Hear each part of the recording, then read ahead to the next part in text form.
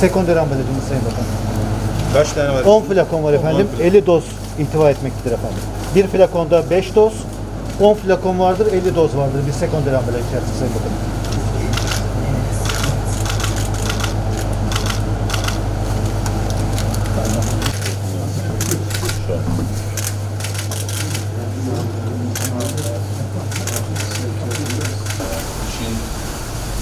Emeğini, birikimini, bilgi.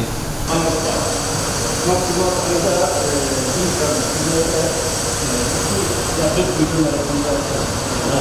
Şu anda şu laboratuvar Türkiye'de bu aşı üretiminde farklılık yaratan bu kısım ve diğer prosesler her biri kendisi tam otomasyonlu, tam kontrollü. Bunlar mikro taşıyıcılar. Bunlar farklı mikro taşıyıcılar, farklı deneyler söyledik de 270'ten fazla Ar-Ge çalışması yaptık. Hücrede üretiyoruz. Ve böylece hücre çoğalmış Kültür oluyor. okuluydun, kültür ortamı. Aynen.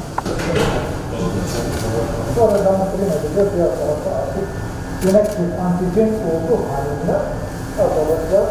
Buradan artık dolmalı. Evet. Sayın Bakanım, çapta kaç yıl çalıştınız?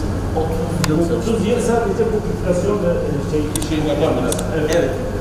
10 yıldır bu